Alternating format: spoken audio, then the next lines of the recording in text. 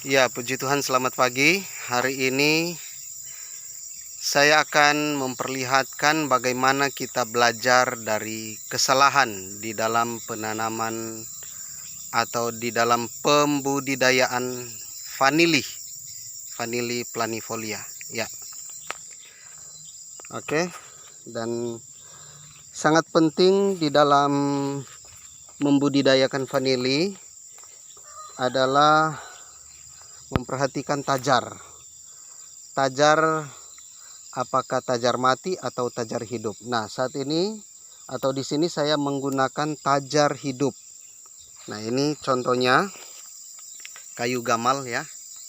Atau di Manado ada yang bilang pohon belo, kalau di kampung saya dibilang pohon sombar, kalau di daerah Minahasa Tenggara dibilang loroside, khususnya tombatu. Ya.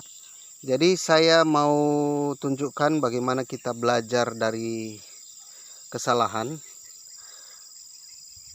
di mana pohon-pohon loroside ini atau pohon belo ataupun pohon gamal, ya apalah penyebutan di seluruh Indonesia ini, dia tidak boleh terkena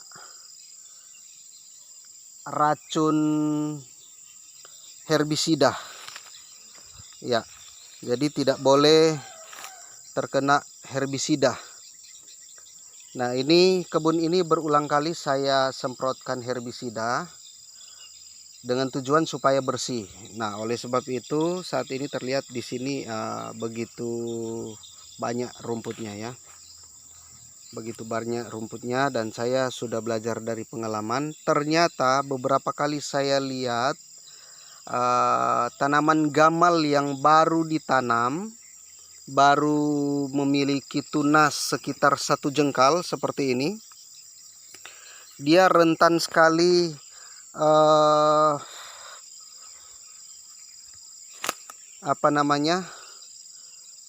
rentan sekali dengan penyakit ketika diaplikasikan herbisida di sini. Jadi walaupun tidak mengenai pohon, mungkin uapnya atau mungkin racunnya ada yang turun ke tanah, nanti daunnya akan menjadi kuning. Ya, puji Tuhan saat ini daunnya sudah pada hijau semua. Tapi sekitar 2 atau 3 bulan yang lalu, terakhir kali saya menyemprotkan racun untuk membunuh rumput-rumput yang ada,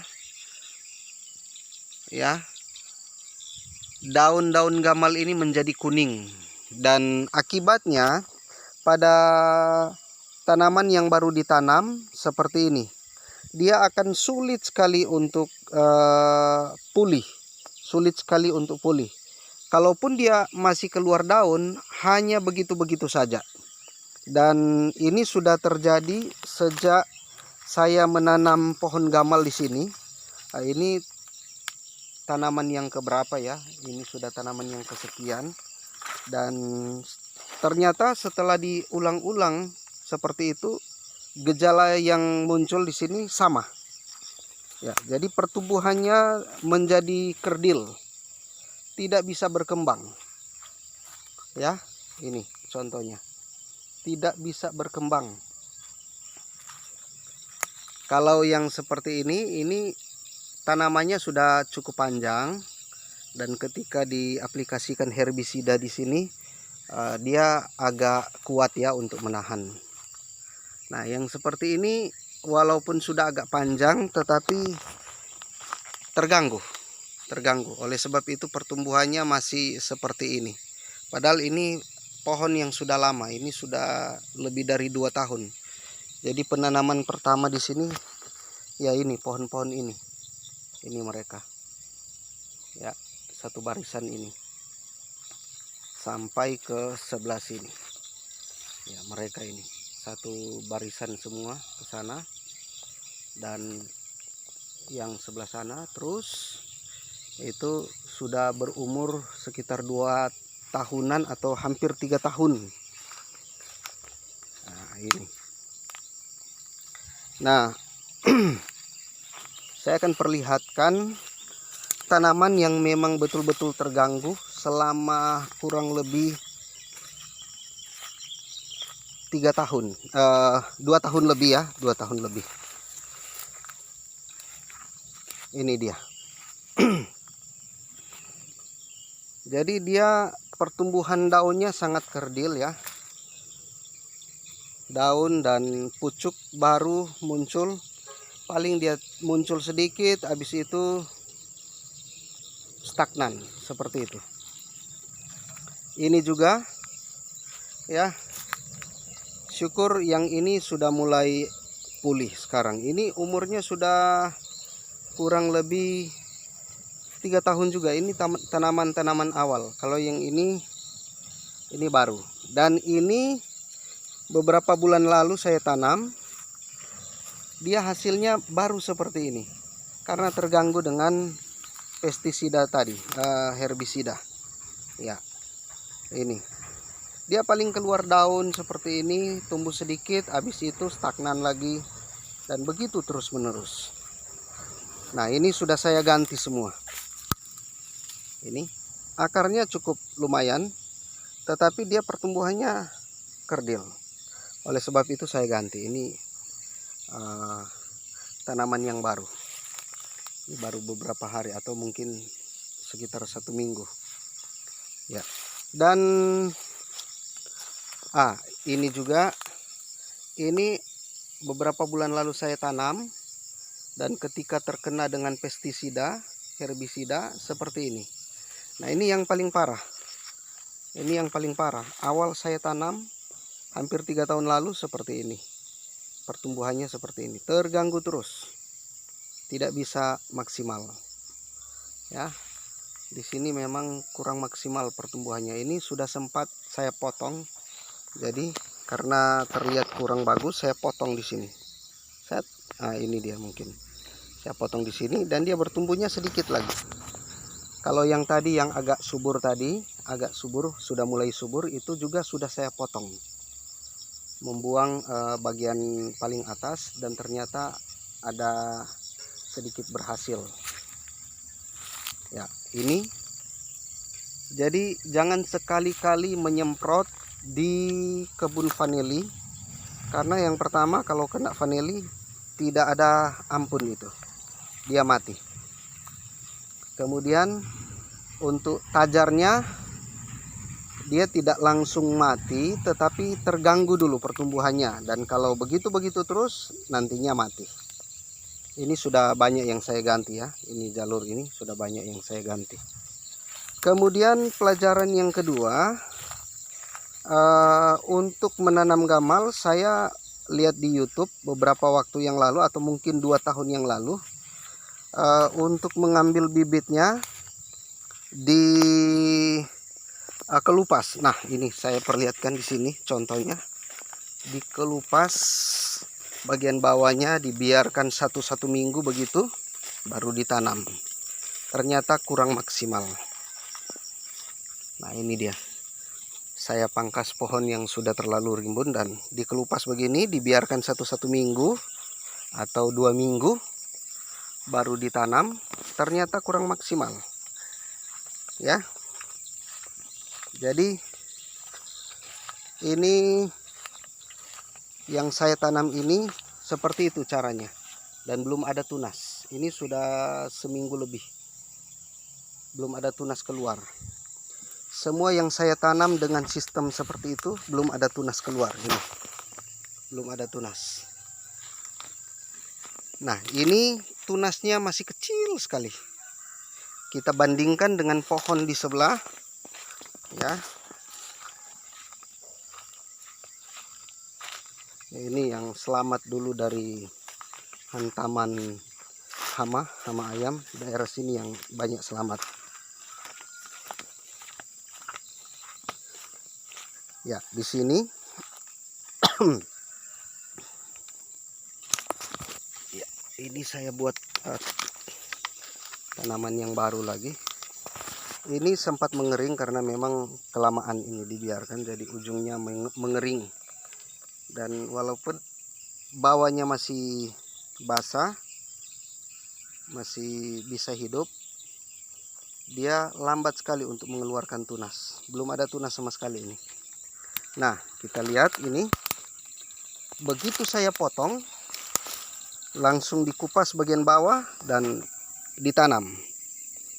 Ini tunasnya sudah baik. Jadi ada beberapa metode yang saya gunakan untuk menanam kajar ini. Ya. Dan saya anggap membiarkan sekitar 1 minggu itu merupakan satu kesalahan, ya. Dan ternyata yang lebih efektif begitu dipotong langsung ditanam, karena dia langsung mengeluarkan tunas. Nah, ini belum bertunas ini karena tunas lama saya tidak ambil. Ya, coba kita ambil dulu tunas yang lama. Dan ini rata-rata sudah, yang baru sudah mengeluarkan tunas. Ya, seperti ini. Di sini yang baru cuma yang satu tadi yang tidak mengeluarkan tunas. Ini ada tunas. Ini semua baru ini. Begitu dipotong langsung saya tanam. Ya, ini. Oh ya, di sini saya tanam durian juga. Mau cek apakah duriannya berhasil apa. Oh, ternyata berhasil. Ya, ini dia pokok duriannya. Saya tanam dari biji. Baik, dan di sini. Nah, ini juga tanaman yang sudah dibiarkan dulu. Ini agak mengering ujungnya. Sudah dibiarkan kurang lebih 2 minggu. Dan dia belum bisa mengeluarkan tunas dibandingkan dengan yang seperti ini. Ini baru. Ya, walaupun agak kecil, tapi ini tunasnya sudah hijau. Nah, ini juga udah lama ini, sekitar 1 bulanan. Dan ternyata tidak mengeluarkan atau belum mengeluarkan tunas sampai hari ini. Nantinya saya akan ganti lagi ini. Ya. Nah, ini bagus ini. Pohon yang bagus yang seperti ini, yang batangnya lebih besar. Tetapi di sini karena sangat susah mencari gamal, saya ambil yang seadanya saja. Nah, ini lebih besar ya. Lihat ini. Diameter kurang lebih 3 cm ini. Ya. Dan ini yang paling banyak karena pohonnya paling besar. Nah, di atas ini, nah, di sini. Jadi satu pohon, satu batang mendapat 2. Ya.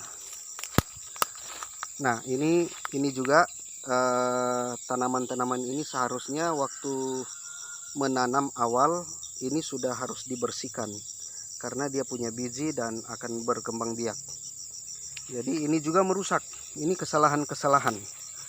Saya memang waktu itu segera menanam karena bibit sudah ada.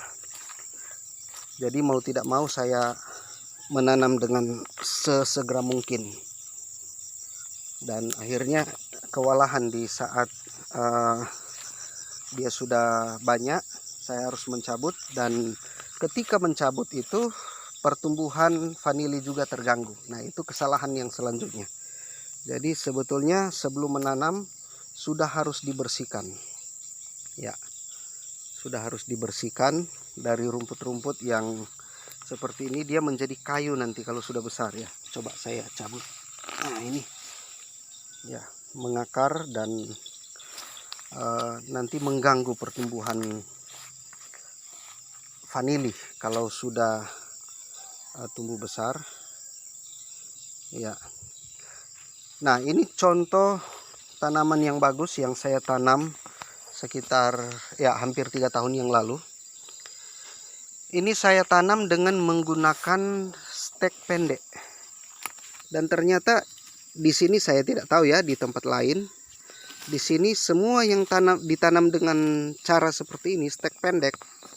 Ini stek saya ambil 1/2 meter ya, ini bekasnya. 1/2 meter.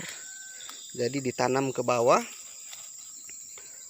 setengah meter dan ternyata tumbuh, dan justru ini yang lebih subur.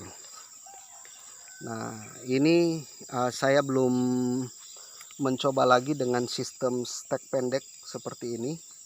Cuma yang saya perhatikan di kebun saya, semua yang menggunakan stek pendek itu justru yang lebih bagus. Contohnya ini ya, batangnya udah besar-besar. Ini stek pendek ini dulu. Begitu juga ini stek pendek. Dan dari sini kita sudah banyak sekali mengambil bibit untuk tajarnya. Semua yang ada di sini stek pendek. Nah, ini buktinya bahwa saya tanam dengan stek pendek. Nah, ini ujungnya. Dan dia sempat miring ya, waktu itu sempat mau roboh, tapi kuat aja dia. Ya. Dan setelah dia bertunas di sini yang besar, saya potong ini dijadikan bibit, begitu seterusnya. Nah, ini juga stek pendek. Semua yang di sini stek pendek, kecuali yang tadi. Nah, ini juga stek pendek ini. Cuma ini ukurannya salah waktu itu, jadi akhirnya dipindahkan. Jadi tanam yang baru di sini, dan karena ini sudah bertumbuh, saya biarkan supaya bisa dimanfaatkan tunasnya. Nanti kalau sudah besar bisa diambil untuk dijadikan tajar lagi. Nah, ini yang stek panjang. Ini satu baris ini ke sana stek panjang semua. 1 meter. Jadi saya buat 1 meter setengah, dan ini sisanya seperti ini. Ini ujungnya waktu itu, dan batangnya tidak lebih besar. Semuanya tidak lebih besar dari yang stek pendek tadi. Nah, ini sebelahnya ini stek pendek. Wah, ini subur. Tapi ini saya juga tidak bisa mengatakan ini kesalahan. Ya, mungkin saja di mana ditanam stek pendek itu adalah tanah yang lebih subur, mungkin saja. Sementara yang stek panjang ini 1 meter di atas tanah, setelah ditanam mungkin terkena yang tidak subur, begitu saja. Nah, ini batangnya tidak lebih besar dari yang stek pendek, malah yang sudah banyak menghasilkan tajar-tajar untuk dijadikan tempat merambatnya vanili, itu yang dari stek pendek. Ya, ini stek panjang dulu. Oke, saya kira demikian, belajar dari kesalahan, supaya dari kesalahan itu kita melihat, oh ternyata tidak bisa diikuti yang seperti itu, dan kita harus ambil mana yang sebaiknya kita ikuti. Ya, baik, demikian, dan Tuhan Yesus memberkati. Saya kembali melihat kebun vanili saya. Ya.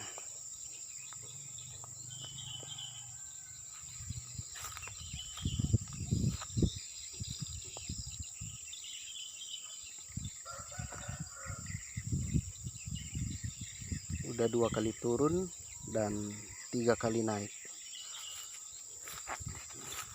Ya.